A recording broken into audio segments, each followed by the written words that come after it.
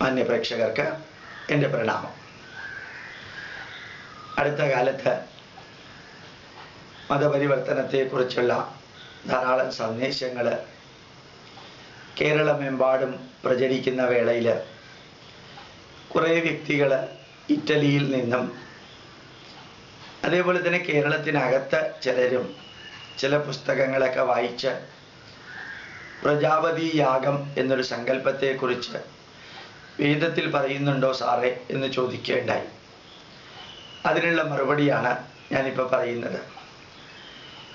ക്രിസ്തുമതം ലോകത്തിലെ എല്ലാ രാജ്യങ്ങളിൽ നിന്നും തളർന്നും തകർന്നും കൊണ്ടിരിക്കുമ്പോൾ അത് ഭാരതത്തിലും ചൈനയിലും ഭാരതത്തിന് ചുറ്റുമുള്ള രാജ്യങ്ങളിലും അസാധാരണമായി വളർത്തേണ്ടത് പോപ്പിൻ്റെയും ക്രിസ്തുമത അനുയായികളുടെയും ക്രിസ്തുമതം വിറ്റ് ഉപജീവനമാർഗം നടത്തുന്നവരുടെയും ആവശ്യമായതുകൊണ്ട് അതാത് രാജ്യത്തിൽ ഉള്ള എല്ലാ സങ്കല്പങ്ങളെയും വികലമായിട്ട് ഇതിനുപയോഗിക്കുന്നു.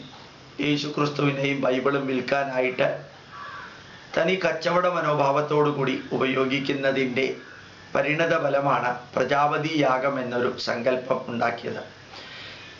കേരളത്തിൽ ഇതുണ്ടാക്കിയത് കോശി എബ്രഹാം എന്ന് പറയുന്ന പാലായിലെ ഒരു ഡോക്ടറേറ്റ് ഉള്ള വ്യക്തിയാണ്. ബിഷപ്പ് പൗവത്തിൽ അദ്ദേഹം എഴുതിയ പുസ്തകത്തിന് മുഖവുര എഴുതുകയും ചെയ്തിട്ടുണ്ട്. പ്രജാപതി എന്ന് പറയുന്നത് ഭാരതത്തിൽ 21 പ്രജാപതിമാരുണ്ട് എന്നാ പറയാം. അതിലേറ്റവും പ്രജാപതി സങ്കല്പം ഏറ്റവും കൂടുതലായിട്ട് നമ്മൾ ചേർക്കാറുള്ളത് രുദ്ര പ്രജാപതി, ബ്രഹ്മ പ്രജാപതി, വിഷ്ണു പ്രജാപതി. ത്രിമൂർത്തി സങ്കല്പമാണ്. ശരിക്കും ബ്രഹ്മ വിഷ്ണു മഹേശ്വരന്മാർ ഭൂമിയിൽ ജനിച്ച നമ്മളെ പോലെയുള്ള മനുഷ്യരല്ല, സങ്കല്പമാണ്.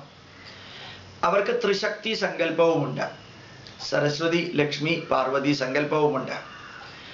അപ്പൊ ഈ പ്രജാപതിയെ എന്തിനാ യാഗം ചെയ്തതെന്ന് ആ കോശി എബ്രഹാമും ബിഷപ്പ് പൗവത്തിലും പറഞ്ഞിരിക്കുന്നതെന്നറിയോ? മാനവരാശിയുടെ പാപമില്ലാതെയാക്കാൻ. അപ്പൊ ഏത് പ്രജാപതിയെയാണാവോ ഈ ബൈബിളിൽ പറഞ്ഞിരിക്കുന്നത് പ്രകാരം ഹോമിച്ചിരിക്കുന്നത്, അല്ലെങ്കിൽ വേദത്തിൽ പറഞ്ഞിരിക്കുന്ന പ്രകാരം ബലി കൊടുത്തിരിക്കുന്നതെന്ന് കോശി എബ്രഹാം പറഞ്ഞിട്ടില്ല. അദ്ദേഹത്തിന് ഒരു മാനസിക രോഗം ഉണ്ടെന്ന് വിശ്വസിക്കണമെങ്കിൽ അദ്ദേഹം എഴുതിയ പുസ്തകം വായിച്ചാൽ മതി. കാരണം ബ്രഹ്മാവിനെയും വിഷ്ണുവിനെയും മഹേശ്വരനെയും ബലി കൊടുക്കാം. അപ്പൊ ഈ ബലി കൊടുത്തതാരാ? യെരുശലേമിലെ ആൾക്കാരാണോ? അല്ല പീലാത്തോസ് ആണോ? അല്ല ജൂത പുരോഹിതന്മാരാണോ? അല്ല മഗ്ദലന മറിയമാണോ? അല്ല ലൂക്കോസോ മാർക്കോസോ യോഹന്നാനോ മത്തായിയോ ആണോ? അപ്പൊ പ്രജാപതിയെ യാഗം കൊടുത്തു. ഇനി അതിന്റെ ലക്ഷണം എന്താ പ്രജാപതിക്ക് അറിയാമോ? തൊലി മുറിയരുത്. പ്രജാപതിക്ക് എവിടെയാ തൊലിയുള്ളത്? എല്ലൊടിയരുത്. പ്രജാപതിയുടെ എല്ലൊടിയരുത്. യേശു ക്രിസ്തുവിൻ്റെ എല്ലൊടിഞ്ഞില്ല. യേശു ക്രിസ്തുവിൻ്റെ എല്ലൊടിയാത്തതിന് ഉത്തരവാദി നമ്മളല്ല. യേശു ക്രിസ്തുവിൻ്റെ തൊലി മുറിഞ്ഞോ മുറിഞ്ഞില്ലയോ എന്നും ഭാരതീയർക്ക് യാതൊരു പ്രശ്നമുള്ള കാര്യമല്ല. അതുപോലെ പ്രജാപതിയുടെ തൊലി മുറിയരുത്. ഇത് ലക്ഷണാണോ അല്ല മാനസിക രോഗത്തിൻ്റെ ലക്ഷണമാണോ? എന്നിട്ട് ആ പ്രജാപതിയെ മാനവരാശിക്ക് വേണ്ടിയിട്ട് ബലി കൊടുത്തു.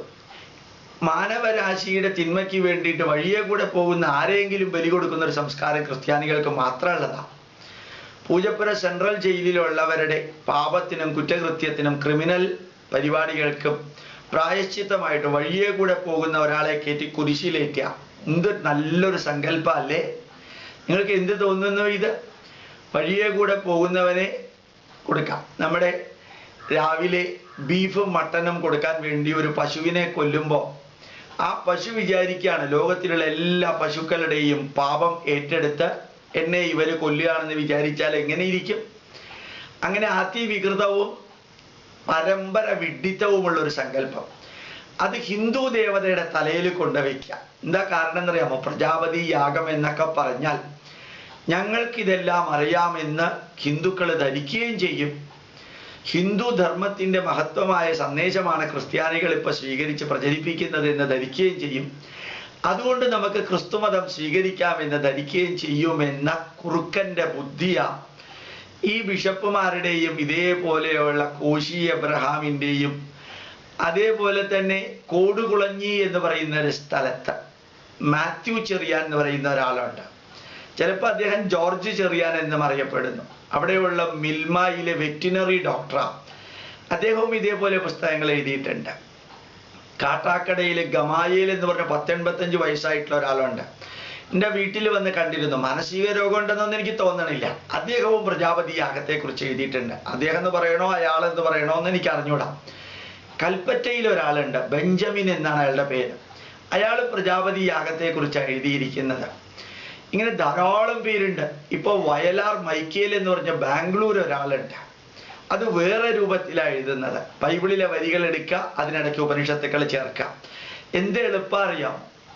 ഇങ്ങനെ വികൃതവും വിരൂപവുമായിട്ടൊരു പ്രജാപതി യാഗം. യേശുക്രിസ്തുവിനെ ആരെങ്കിലും കുരിശിലേറ്റിയാൽ അത് മനുഷ്യരാശിയുടെ പാപം പോവാനാണെന്ന് പറയുന്നത് എന്തൊരു വിഡ്ഢിത്തല്ലേ. ശ്രീകൃഷ്ണന്റെ കാലിലേക്ക് അമ്പ് ചെയ്താൽ ആ അമ്പ് ശ്രീകൃഷ്ണൻ കൊണ്ടിട്ട് ശ്രീകൃഷ്ണൻ സ്വർഗാരോഹണം ചെയ്താൽ മാനവരാശിയുടെ പാപത്തിന് വേണ്ടി ആ ശ്രീകൃഷ്ണൻ സ്വർഗാരോഹണം ചെയ്തതെന്ന് പറഞ്ഞാൽ എന്താ അർത്ഥമുള്ളത്? ശ്രീകൃഷ്ണൻ ജീവിച്ചത് മനുഷ്യനിലുള്ള പാപം ഉണ്ടാകാതെയാകാനും മനസ്സിനെ ഉയർത്താനുമാണെന്ന് പറഞ്ഞാൽ മനസ്സിലാക്കാൻ സാധിക്കും. ശ്രീരാമചന്ദ്രൻ സരയൂ നദിയിൽ ദേഹത്യാഗം ചെയ്തത് മാനവരാശിയുടെ പാപം തീർക്കാനാണെന്ന് പറഞ്ഞാൽ എന്താ അതിൻ്റെ അർത്ഥം? അങ്ങനെയാണെങ്കിൽ ശ്രീരാമൻ ദേഹത്യാഗം ചെയ്തതോടുകൂടി മനുഷ്യന്റെ എല്ലാ പാപവും തീർന്നല്ലോ. യേശുക്രിസ്തു കുരിശിലേറി മരിച്ചതോടുകൂടി ക്രിസ്ത്യാനികളുടെ പാപം തീർന്നില്ലേ? ഇനി പിന്നെ എന്തിനാ ഈ കുർബാനയും കൂദാശയും അന്ത്യകൂദാശയും പിന്നെയും ഈ പ്രാർത്ഥിക്കാൻ പോണ എന്തിനാ? ഒരിക്കൽ പാപം തീർന്നാൽ പിന്നെ ഇടയ്ക്കിടയ്ക്ക് പാപം വരുമോ? ഇതെന്താ കയ്യിലും കാലിലും ഒക്കെ ഉള്ള കുരുവും ചൂടുകുരുവും മാതിരിയുള്ള സാധനമാണോ പാപം എന്ന് പറയുന്നത്? മാവിൽ മാങ്ങ ഉണ്ടാവുന്ന മാതിരി ഈ സീസണിൽ കുറെ പാപത്തിന്റെ മാങ്ങ ഉണ്ടാവും, അടുത്ത സീസണിൽ വീണ്ടും കുറെ പാപത്തിന്റെ മാങ്ങ ഉണ്ടാവും. ഈ സീസണിലെ പാപത്തിന്റെ മാങ്ങയെല്ലാം യേശുക്രിസ്തു കുരിശിലേറിയതോടുകൂടി പോയി. ഇനി അടുത്ത വർഷത്തെ പാപത്തിന്റെ അപ്പോഴെങ്ങനെയാ പോവുക? അതിന് വേറെ യേശുക്രിസ്തു വരണം. ആ യേശുക്രിസ്തു അന്നത്തെ നിയമം ലംഘിച്ചതിന് പീലാത്തോസും മറ്റുള്ളവരും കൂടി അദ്ദേഹത്തിനെ കുരിശിലേറ്റി. അദ്ദേഹം കുരിശിൽ മരിച്ചിട്ടും ഇല്ല. വളരെ ഭംഗിയായിട്ട് ജൂത പുരോഹിതന്മാർ ബൈബിളിൽ പറയുന്നുണ്ട്, ഇദ്ദേഹം ദൈവത്തിന്റെ പുത്രനാണെങ്കിൽ കുരിശിൽ നിന്ന് ഇറങ്ങി വരട്ടെ എന്ന്. സിമ്പിൾ ചോദ്യമാണ്, വളരെ സിമ്പിളാണ്. പിന്നെ അതേ യേശുക്രിസ്തുവിനെ പ്രേതോ ഭൂതോ എന്തോ പിശാചോ എന്തോ പിടിച്ചു വട്ടം കറക്കി. അവനവനെ പിടിച്ച പിശാചിൽ നിന്ന് സ്വയം രക്ഷിക്കാൻ പറ്റാത്ത ആള് മാനവരാശിയുടെ പാപത്തിന് വേണ്ടിയിട്ട് കുരിശിലേറി എന്ന് പറഞ്ഞാൽ എന്താ അർത്ഥമുള്ളത്? അതൊരു നിയോഗമാണെന്ന് ഒരാൾ എന്നോട് പറയുകയുണ്ടായി വാഷിങ്ടണിൽ വെച്ച്. ആരെങ്കിലുമൊക്കെ കൊലക്കയറി കയറ്റിയാൽ അതൊക്കെ നിയോഗമാണെന്ന് പറയണമെങ്കിൽ എങ്ങനെയാ വേണ്ടത്? ഭഗത് സിംഗിനെ പോലെയുള്ളവർ പറയണം. രാഷ്ട്രത്തിന് വേണ്ടി ജീവിച്ച് അവസാനം കൊലക്കയറിൽ കയറിയപ്പോൾ പഴശ്ശിരാജ, അതേപോലെ ഭഗത് സിംഗ്, ഇവരൊക്കെ ഇംഗ്ലീഷുകാർ കൊന്നതാ രാഷ്ട്രത്തിന് വേണ്ടി പ്രവർത്തിച്ചതിന്. യേശുക്രിസ്തുവിനെ ജനങ്ങൾക്ക് വേണ്ടി പ്രവർത്തിച്ചതിന് കൊന്നതല്ല, നിയമം ലംഘിച്ചതിനാ കൊന്നത്. കൊന്നിട്ടും ഇല്ല, കുരിശിലേറ്റി. 2 കള്ളന്മാരുടെ കൂട്ടത്തിൽ കുരിശിലേറ്റി, അത്രയേ ഉള്ളൂ. അതിൽ അദ്ദേഹം മരിച്ചുമില്ല. ഈശ്വരാനുഗ്രഹം കൊണ്ട് താഴെ ഇറക്കി വെച്ച് കറ്റാർ വാഴ നീരൊക്കെ തേച്ച് പിന്നെ നേരെ ഒരു ഗുഹയുടെ അകത്ത് വെച്ച്, നല്ല തണുപ്പുണ്ടായിരുന്നത് കൊണ്ട് അദ്ദേഹത്തിന് വലിയ പ്രോബ്ലം ഒന്നും ഉണ്ടായില്ല. പിറ്റേ ദിവസം ബോധം തിരിച്ചു കിട്ടി. അവിടെ നിന്ന് പോവുകയും ചെയ്തു. പീറ്ററിൻ്റെയോ ശിഷ്യന്മാരുടെ അടുത്ത് ചെന്ന് തൻ്റെ കയ്യിൽ ആണിയടിച്ച പാടും കാണിച്ചു. അതിൻ്റെ അർത്ഥം തന്നെ എങ്കിലും മരിച്ചിട്ടില്ല. പിന്നെ അവിടെയൊക്കെ അദ്ദേഹം പ്രത്യക്ഷപ്പെട്ടു. അതിൻ്റെ അർത്ഥം അദ്ദേഹം അവിടെയൊക്കെ പോയി. പിന്നെ അവിടെ നിൽക്കുന്നത് ശരിയല്ലെന്നറിഞ്ഞ് ഭാരതത്തിൽ വന്ന് 63 വയസ്സ് വരെ ജീവിച്ച് ഈശോ നബി എന്ന പേരിൽ കാശ്മീരിൽ അദ്ദേഹത്തിൻ്റെ ശവകുടീരം ഇപ്പോഴും ഉണ്ട്. അപ്പൊ ഈ യേശുക്രിസ്തു മരിച്ചതും ഈ പ്രജാപതി യാഗവും തമ്മിൽ എന്താ ബന്ധം എന്ന് ചോദിച്ചാൽ ഒറ്റ ബന്ധമേ ഉള്ളൂ. തൻ്റെ കൂടെയുള്ള ആൾക്കാരുടെ എണ്ണം കൂട്ടാൻ വേണ്ടി, വോട്ട് കൂട്ടാൻ വേണ്ടി, വോട്ട് ബാങ്ക് ഉണ്ടാക്കാൻ വേണ്ടി ഹിന്ദുക്കളെ മതം മാറ്റിയാൽ അവർ പ്രതികരിക്കില്ല എന്നറിയുന്നത് കൊണ്ട് കുറേ 40 ലക്ഷം മതപരിവർത്തന തൊഴിലാളികൾ, അവർക്ക് നേതൃത്വം നൽകുന്ന 2.5 ലക്ഷം അച്ഛന്മാരും കന്യാസ്ത്രീകളും ചേർത്ത് 69,000 കോടി രൂപ അക്കൗണ്ടഡ് മണി ഇവിടേക്ക് വരുന്നതും ചേർത്ത് ഭാരതം മുഴുവനും മതം മാറ്റി 2020 ആണ്ടില് ഭാരതത്തിൻ്റെ പാർലമെന്റിലെ സമ്മേളനത്തില് ബൈബിള് വായിച്ചിട്ട് ഭാരതത്തെ ക്രൈസ്തവവൽക്കരിക്കുന്ന ലെവലിലേക്ക് കൊണ്ടുപോകാൻ കച്ചകെട്ടി ഇറങ്ങിയ ക്രിസ്ത്യാനികള് യേശുക്രിസ്തുവിനെ വിൽക്കാനും ബൈബിള് വിൽക്കാനും പള്ളി ഉണ്ടാക്കാനും പള്ളിയിലേക്ക് വരുന്ന ആൾക്കാരുടെ എണ്ണം കൂട്ടാനും ചെയ്യുന്ന അനവധി ചതിയുടെയും വഞ്ചനയുടെയും പറ്റിക്കലിൻ്റെയും ഒരു ഭാഗമാണ് ഈ പ്രജാപതിയാഗം. ഏത് പുസ്തകത്തിലാ പറഞ്ഞിരിക്കുന്നത്? ഏതായാലും ഈ ബിഷപ്പുമാരോടും ഈ കോശി എബ്രഹാമിനോടും അതേപോലെ തന്നെ മാത്യു ചെറിയാനോടും പറയുന്നു, പ്രജാപതി യാഗം എന്ന സങ്കല്പം വേദത്തിൽ എവിടെയെങ്കിലും ഉണ്ടെന്ന് നിങ്ങൾ പറയുകയാണെങ്കിൽ, ഗോപാലകൃഷ്ണൻ വേദം 42 വർഷം പഠിച്ച ഗോപാലകൃഷ്ണൻ നിങ്ങളോട് പറയുന്നു, വാദിക്കാനും ജയിക്കാനും ഒന്നുമല്ല. എൻ്റെ അച്ഛൻ 4ാമത്തെ വയസ്സിൽ എൻ്റെ കഴുത്തിലിട്ട പൂണൂല് നിങ്ങൾ പറയുന്ന സ്ഥലത്ത് ഇറക്കി വെച്ച് ക്രിസ്തുമതം സ്വീകരിക്കാൻ ഞാൻ തയ്യാറാണ്. ഈ പ്രജാപതി യാഗത്തെ പോലെ വേദത്തിനെ ഡിസ്റ്റോർട്ട് ചെയ്ത് സക്കീർ നായിക്ക് ചെയ്യുന്നത് മനസ്സിലാക്കാം. ടെററിസ്റ്റ് വിഭാഗത്തിൽപ്പെട്ട ആൾക്കാരാ. നിങ്ങൾ എന്തിനാ ഈ പറ്റിക്കലും ചതിയും വഞ്ചനയും കൊണ്ട് യേശു ക്രിസ്തുവിനെ വിൽക്കുന്നത് എന്ന് അറിഞ്ഞുകൂടാ കർത്താവേ എന്നെനിക്ക് പറയണമെന്ന് തോന്നാറുണ്ട്. എൻ്റെ കഴുത്തിലുള്ള പൂണൂല് ഞാൻ ഇറക്കി വെക്കാന്ന് പറയുന്നത് പൂണൂലിനോട് ബഹുമാനം ഇല്ലാത്തതുകൊണ്ടല്ല. ഞാൻ പഠിച്ച വേദത്തിലും അല്ലെങ്കിൽ ആരും എഴുതിയ വേദത്തിലും ഇങ്ങനെ ഒരു വരി ഇല്ല എന്ന് നിങ്ങളെ ഒന്ന് ബോധ്യപ്പെടുത്താനാണ്. എന്തിനാ മക്കളെ ചതിച്ചും വഞ്ചിച്ചും പറ്റിച്ചും ഹിന്ദുക്കളെ മതം മാറ്റാൻ വേണ്ടി ഇതെല്ലാം ചെയ്യുന്നത്? നിങ്ങൾക്ക് നാണോ ഇല്ലേ? അല്ലാതെ ക്രിസ്തുമതം പ്രചരിക്കില്ലേ? ഈ വഴിയെ കൂടെ പോകുന്നവര് സന്തതികളുടെ എല്ലാം അച്ഛൻ ഞാനാണെന്ന് എട്ടുകാലി മാമൂഞ്ഞ് പറയുന്ന പോലെ എല്ലാ മതത്തിലെയും ഓരോന്നെടുത്ത് അതൊക്കെ ബൈബിളിലുള്ളതാണെന്ന് പറഞ്ഞു നടന്ന് ഈ ക്രിസ്തുമതം പ്രചരിപ്പിക്കേണ്ട ഗതികേടാണോ നിങ്ങൾക്കുള്ളത്?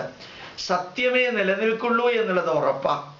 നിങ്ങൾ ഇങ്ങനെ ചതിച്ചും വഞ്ചിച്ചും പറ്റിച്ചും മതപരിവർത്തനം നടത്തിയതിൻ്റെ പരിണത ഫലമാണ് യൂറോപ്പിൽ ഇന്ന് ക്രിസ്തുമതം ഇല്ല, അമേരിക്കയിലില്ല, ഇംഗ്ലണ്ടിലില്ല. ഒത്തിരി കാലം ഞാൻ അവിടെ ജീവിച്ചവനാ.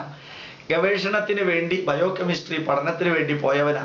അവിടുത്തെ മണ്ണിൽ നിന്ന് എന്തുകൊണ്ട് ഈ ക്രിസ്തുമതം അപ്രത്യക്ഷമായി ഇതേപോലെ ചതിച്ചും വഞ്ചിച്ചും പറ്റിച്ചും മതപരിവർത്തനം നടത്തി?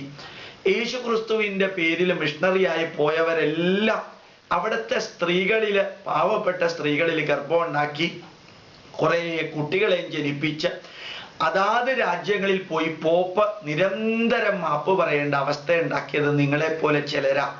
ഇത് സത്യമാണ്. ഒരു മതത്തിനോടും എതിർപ്പുള്ളത് കൊണ്ട് പറയല്ല. ഈ സത്യം നിങ്ങളൊന്ന് അറിയണ്ടേ. ഞാൻ ഈ അച്ഛന്മാരോടും കന്യാസ്ത്രീകളോടല്ല, സാധാരണക്കാരായ ക്രിസ്ത്യാനികളോടാണ് സംസാരിക്കുന്നത്. ബുദ്ധിയും വിവേകവുമുള്ള ക്രിസ്ത്യാനികളോട്. എന്തിനാ നിങ്ങൾ ഈ കർമ്മം ചെയ്യുന്നത്?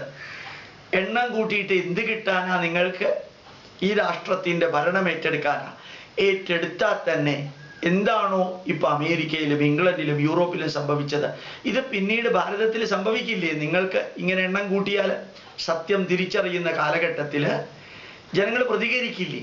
സത്യമേവ ജയതേ എന്നല്ലേ നിങ്ങൾ പറയാ. നിങ്ങൾ അറിയേണ്ടത് ഇത് തിരിച്ചറിയണം.